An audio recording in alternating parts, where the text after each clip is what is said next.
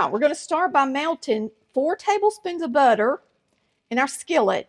And it's best to use a 12-inch skillet or a 10-inch deep skillet because this makes a lot of batter for the cake.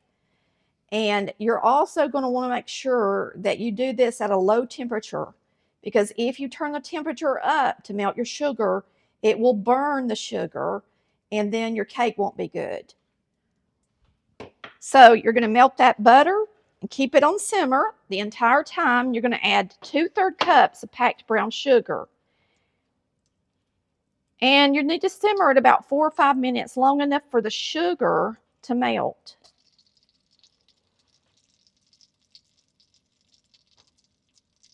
So there's 2/3 cups of sugar.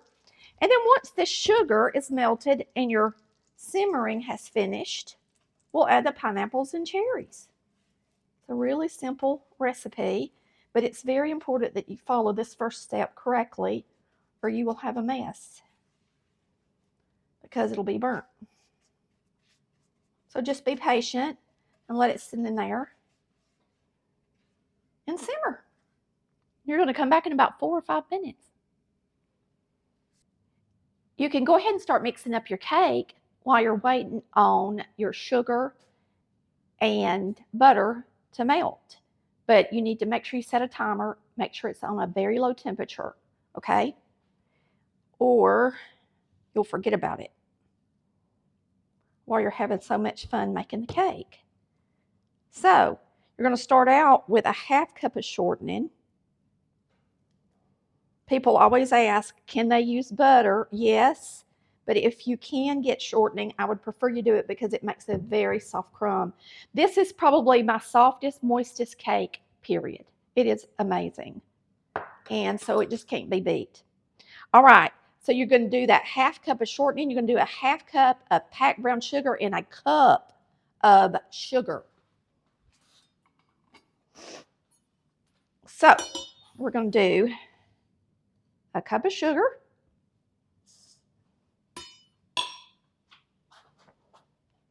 Everything's looking good over here at the stove. You're going to do a 1/2 cup of packed brown sugar.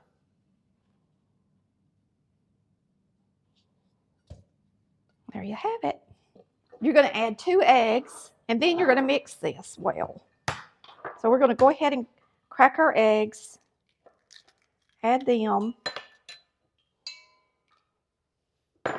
and mix it. But before we do that, we're going to get over here and take a look in our skillet and see what's going on. If it looks good, we'll go ahead and add our pineapple and cherries and turn that skillet off, and then we can finish wrapping up this cake.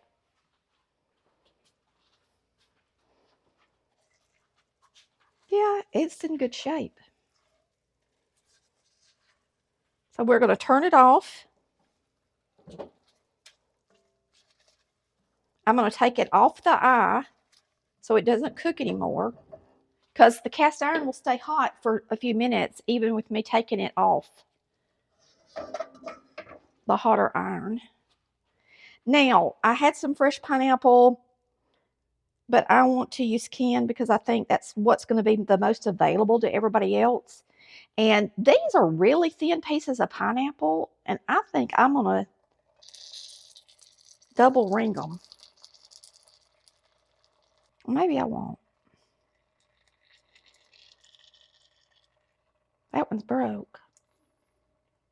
It's so hard to get them out of the can without breaking them. So we got one little spot in the middle. I'm going to split this one and try to make a circle out of it.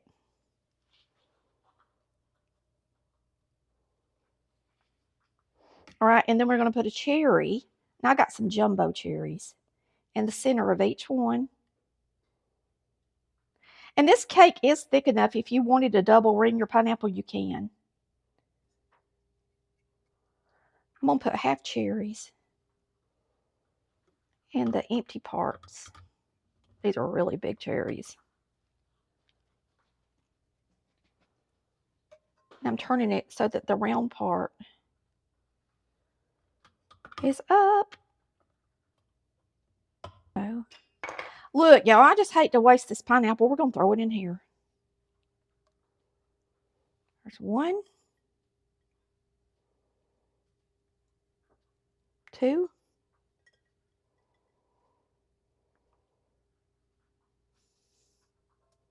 3. Y'all, I've got 4. 1 more. So just 1 that's not double ringed.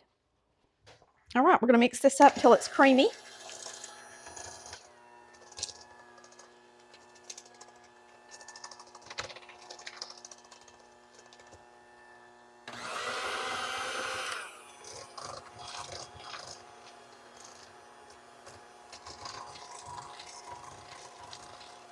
This makes a super delicious, moist cake.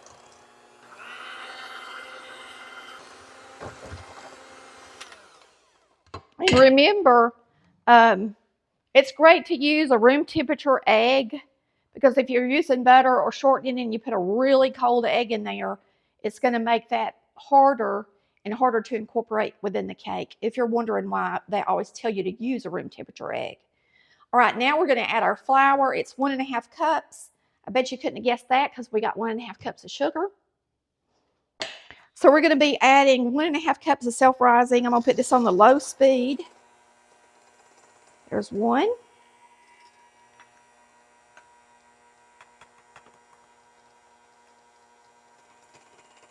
2.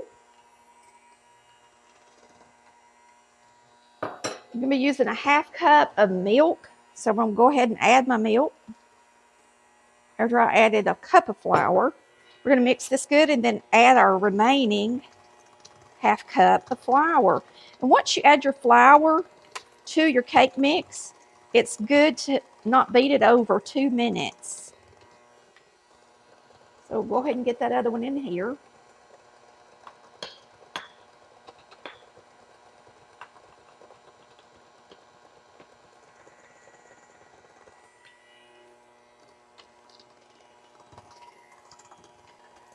So, if you grew up eating pineapple upside down cakes, because that's pretty much what this is, or it is what it is, let us know if it was a favorite in your family. And I hope you give this recipe a try because it is so amazingly moist and delicious.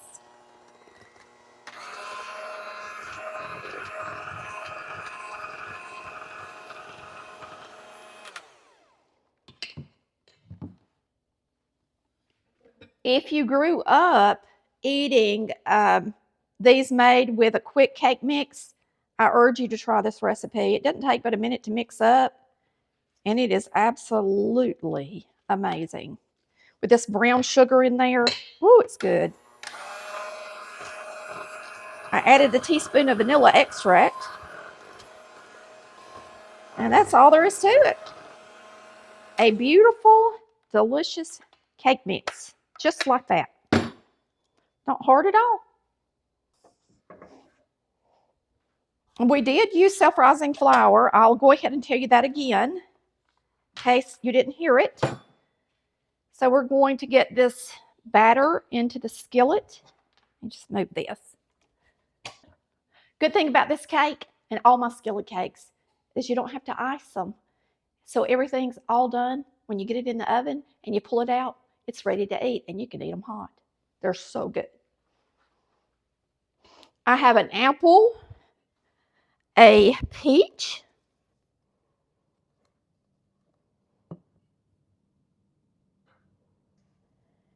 and, ooh, I didn't spray the sides of the pan. It probably wouldn't stick, but it's really smart to spray it because all that butter's coming up around the edge as we add that. But I also like to spray it. Sorry, y'all. You can actually see the butter around the edge. So it would probably work without it, but to be safe, but it's better to be safe than sorry. So I always spray it.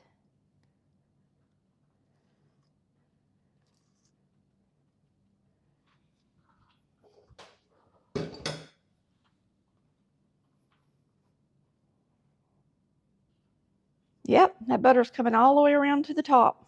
Boy, that's a good cake, y'all.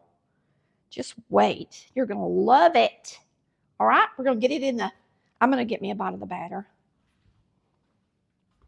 Oh, it's so good. So good. You're going to bake this at 350 degrees. It says 25 to 30 minutes or until a toothpick comes out clean. I would think it would take at least 30 minutes. It may take even longer. I'll let you know exactly how long when we get it out. All right, our cake is ready. It took it longer because it was still a little jiggly in the middle, so it cooked about 10 extra minutes. So it wound up being about 40 minutes, and it's nice and brown. But it's good and done. All right, you're going to let this cool about 15 minutes before you flip it upside down. It's still going to be warm when you flip it upside down, but it gives it just a minute to cool down a little bit. And you can see that it's starting to pull away from the sides a little bit as well, and that's why you also know that's done. It is spongy to the touch, which also helps you know that it's done. I was going to tell y'all a little bit about the skillet. I had never had a deep cast iron skillet until we had a mobile home in Pensacola that we used to go down to for fishing. And there was a lady that lived across the street from me, and she gave me her grandmother's skillet. And this was her grandmother's skillet. She had two, and I'd never had one until she gave me this one, the deep 3-inch skillet. And y'all, I fell in love with it so much. Now I have two, and I grab it way more than I do my regular 10-inch skillet. So if you don't have one, it's a great investment.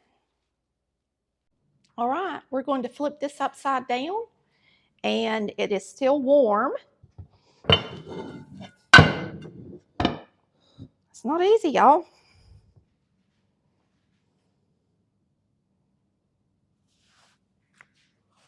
Whoops.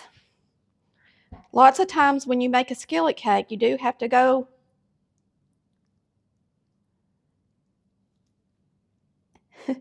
and piece it back together a little bit. Oh, don't do that to me. This one slid and that one slid. Just kind of put them back where they were. There you have it. Delicious pineapple cake. And there's some extra goo in the bottom of the skillet. If you want to put it on the cake, you can.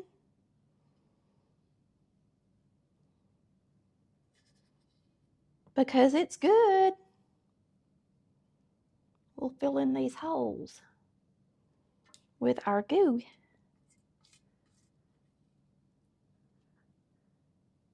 There you have it. Looks good, don't it, y'all? Pretty cake. All right, we're going to cut a piece. Looks delicious.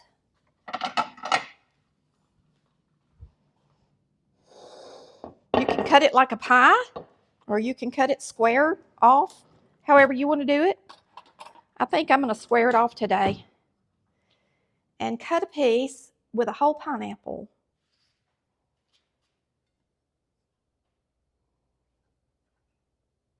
For our picture. It's going to be pretty.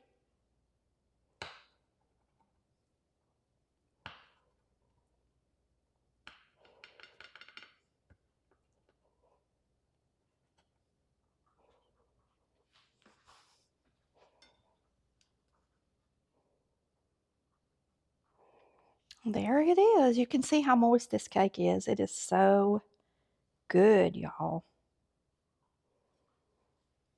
Chris said when his grandmother made this, she made it in a sheet cake form, and you could spread out the whole can of pineapples if you did it that way.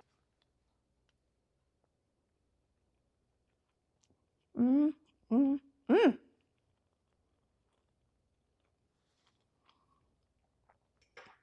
It is hard to beat a pineapple upside down cake. Let me tell you, it's been a long time since you had one of these. Whether you made it or your granny made it or whoever made it, you need to get in that kitchen, pull out a can of pineapple, and whip one up because you've forgotten how good they are. They are so delicious. We thank you for watching Collard Valley Cooks, where we cook like our mamas did. Thank you for watching. Come back and see us. Love ya.